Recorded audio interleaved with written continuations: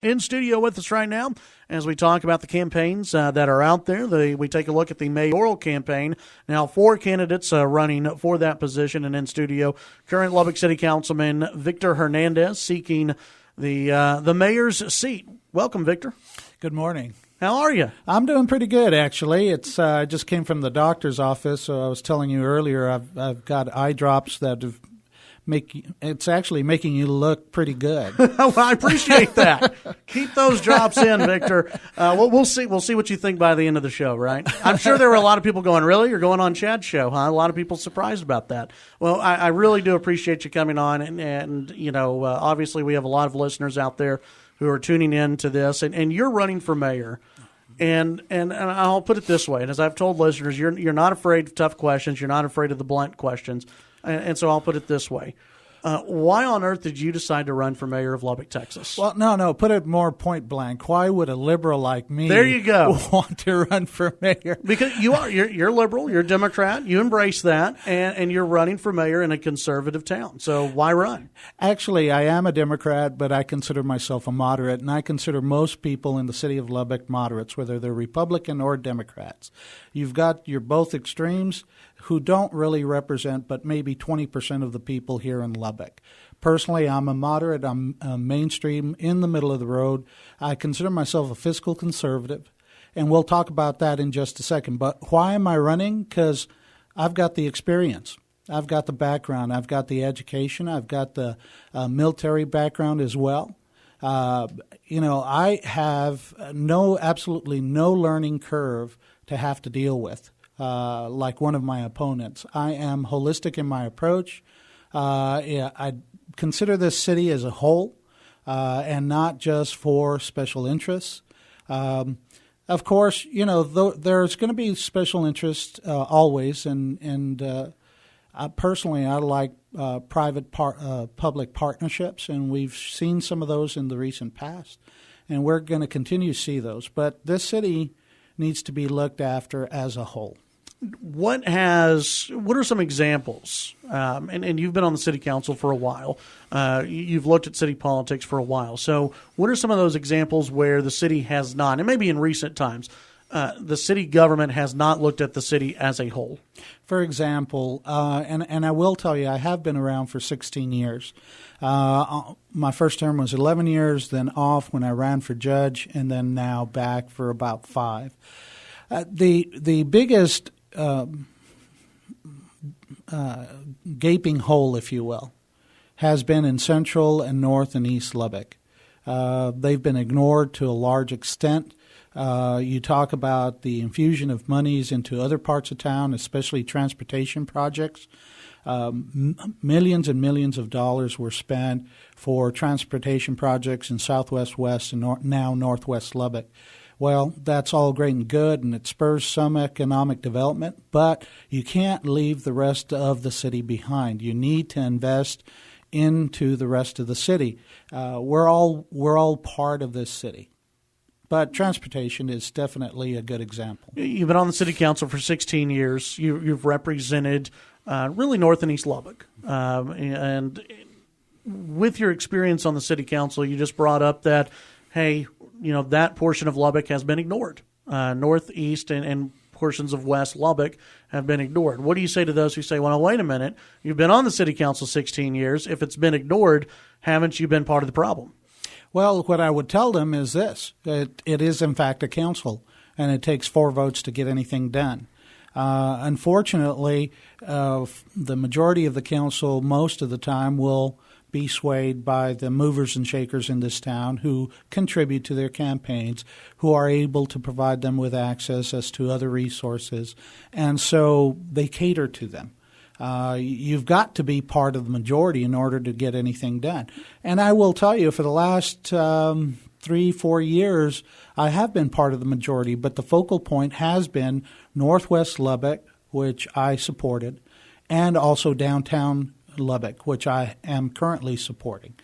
But even there has to be additional focus to the areas surrounding downtown. You can build core strengths within the city, but then you have to start expanding out. So how do you do that? If you're talking about changing people's votes and changing, I think, the direction of the city council is what you're maybe talking about. How do you change that power structure?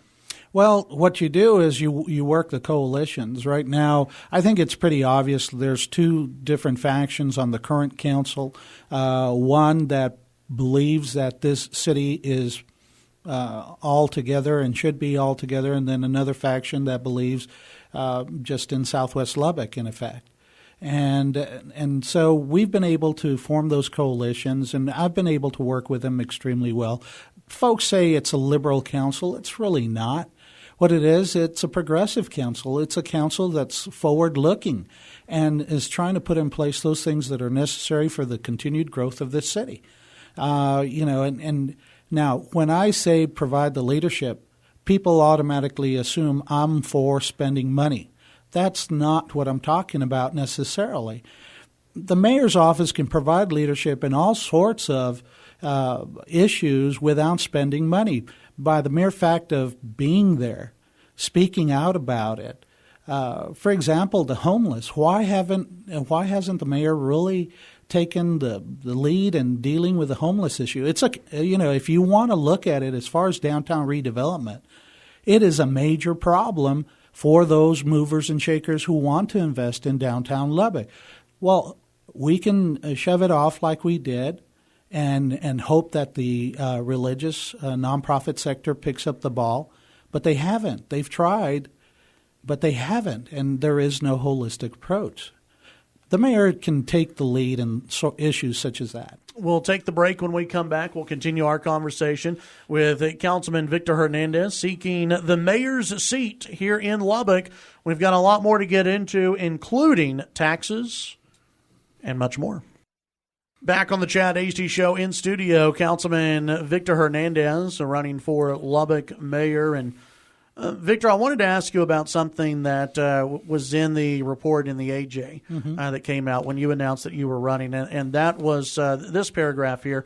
You mentioned supporting development and the effects of state-driven caps on local governments' revenue and property taxes. Talk to us a little bit about that.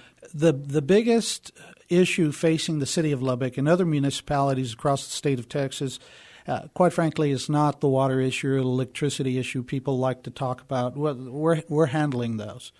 What it is in fact that the state legislature is seriously talking about putting mandatory appraisal caps and mandatory property tax caps on municipalities.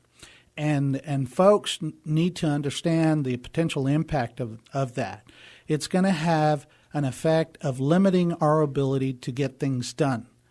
And what I'm saying is we need to, as a city, take a hold of our finances ourselves and figure out strategically a financial plan for the future. And what I'm looking to do, quite frankly, and I don't know if you know this or not, Chad, but the city of Lubbock originally, when it was chartered, had 4 positions: city manager, city attorney, city secretary, and a city treasurer. Now, as time went by, the city treasurer and city manager were merged together because the city was just not big enough. A few years ago, when Gary Bourne was on council, they reconstituted the city treasurer position, but they never filled it. I'm saying we need to fill that position and get all of our financial folks separate and apart from the city manager, because right now what happens is if there's a need, the city manager has ready access to all of the financial assets of the city with no checks and balances. The way it was originally created, our city treasurer was supposed to be a direct report to the city council, just like the city manager. There was independence. It was part of the checks and balances. Now you've got Peter robbing Paul, and no one saying anything. And it's gotten us into a position to where we need to separate them out again. Visiting with Victor Hernandez, you bring up the state legislature looking at putting these caps on. Wouldn't the argument be, okay, well, if we have these caps, it's harder to raise taxes on people? What you're talking about would be making it easier to raise taxes, would it not? No, what I'm talking about is self-regulation. That's what I'm talking about. The state legislature has absolutely no idea how municipalities are run. And they are not taking into account in the differences between Dallas and Lubbock and Brownfield and et cetera. What they're saying is let's prepare this cookie cutter approach, this one-size-fits-all approach, and hope it works. Well, what I would tell the state legislature is we can manage our own house. And if you have a problem because you're hearing problems, this as a problem from your constituents, relay it to us. Give us an opportunity to fix our own house. Visiting with Victor Hernandez, candidate for mayor in last year, back in April.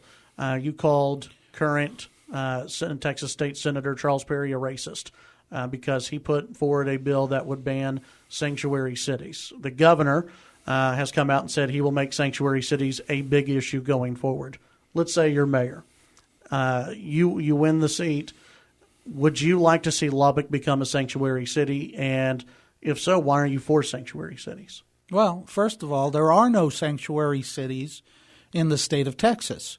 It's a paper tiger. I mean, it's political and nothing more. And that's why I was so much against it. Why are you creating a problem when there is no problem? You're trying to say, oh, I've got this great solution to a non-existent problem. It was political. There was nothing more than it was political rhetoric feeding upon the hatred that people have. And I'm like, no. But you've seen sanctuary cities around the United States, right? Oh, we're talking Texas, aren't we? But we've seen them. There are cities that are listed as sanctuary cities in Texas. I believe Houston is.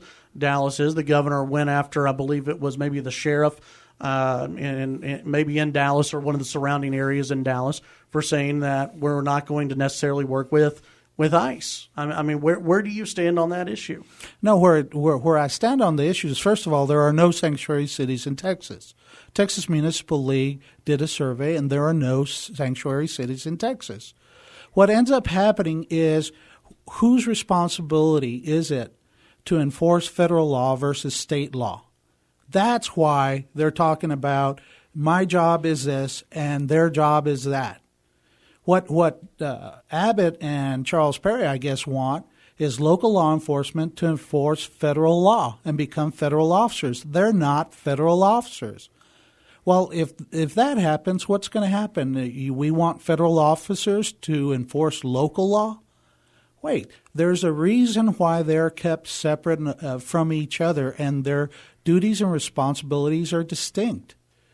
So it's confusing an issue. It's an emotional issue. It's a political issue.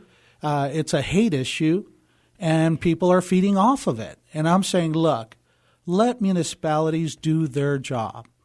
Our local law enforcement is that, local law enforcement. Visiting with Victor Hernandez. One more break that we have to take. When we come back, we'll wrap up our conversation, the first of, I hope, many conversations that we'll have with current city councilman and candidate for mayor Victor Hernandez here in studio. All right, Chad Hasty Show, News Talk 790 KFYO, current Lubbock City Councilman and candidate for mayor Victor Hernandez in studio.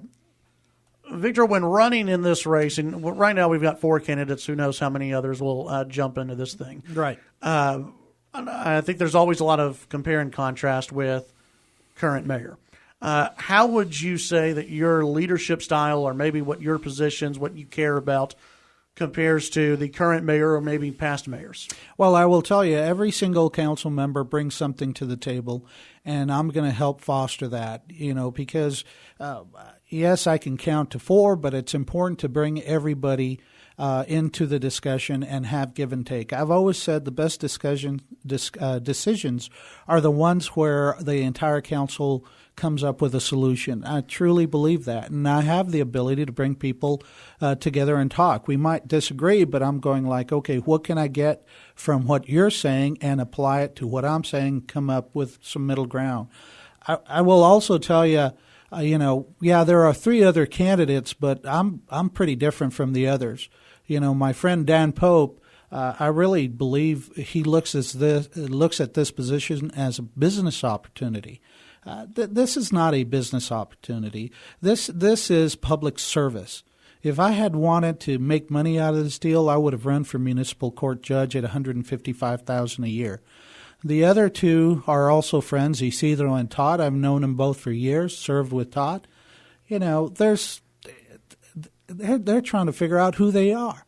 Democrat, Republican, Tea Party, you know, and I'm like, really, guys? Quit catering to folks just because you think it's going to get you elected. Be who you are. Stand on your convictions, wrongly or rightly. Victor, in the time we have left, about 20 seconds, tell people how they can get in touch with you.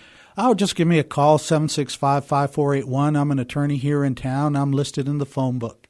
All right. Councilman Victor Hernandez, we'll have you back in studio as this campaign continues, okay? Thanks.